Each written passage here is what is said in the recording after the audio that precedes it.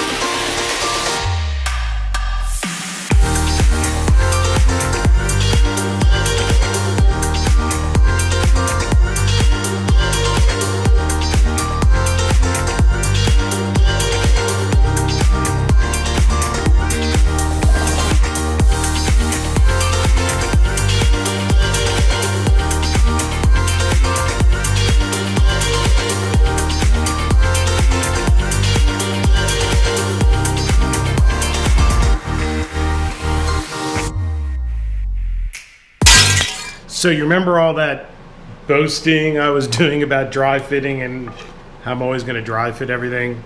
Forgot to dry fit the vertical supports for the shear web structure. They were the 1/8 of an inch too short.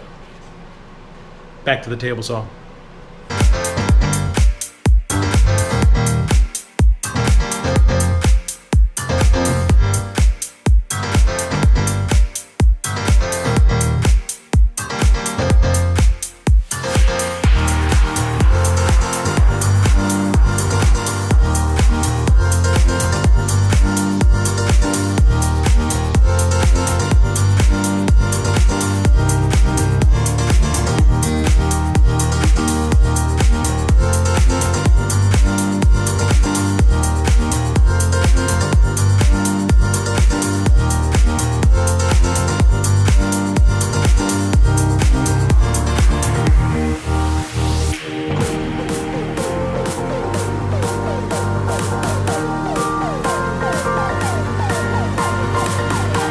maybe it's just me, but I'm finding humor in the fact that I'm wearing a Batman t-shirt while wearing a dust mask that makes me look like Bane. I'm such a dork.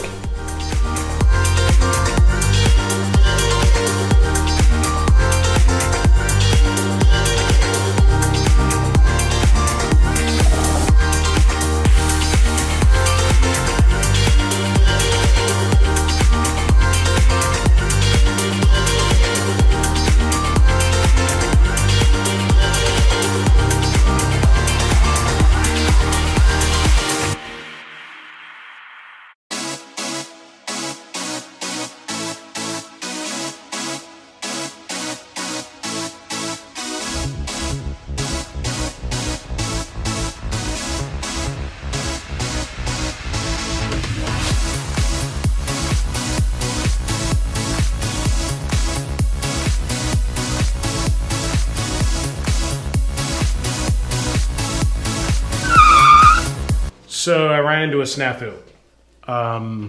Getting ready to glue up the shear web into the leg structure.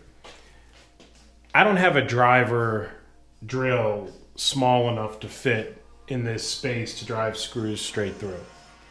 So got to improvise. I don't know how totally necessary it is to have it in there. It makes sense to me to have it in there so everything doesn't shift around till the cabinet's going.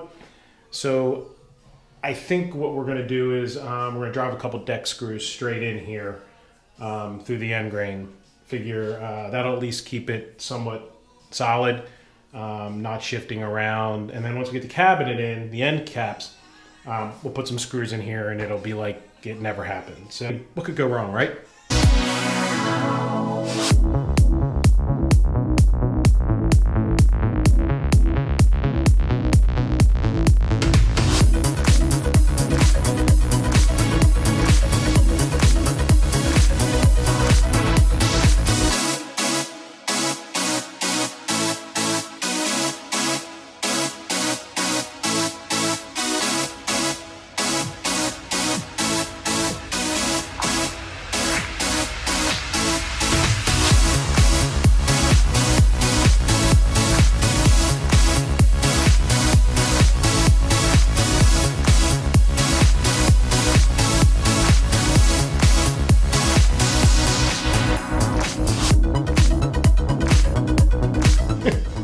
Wow, it worked. Wouldn't have made that bet.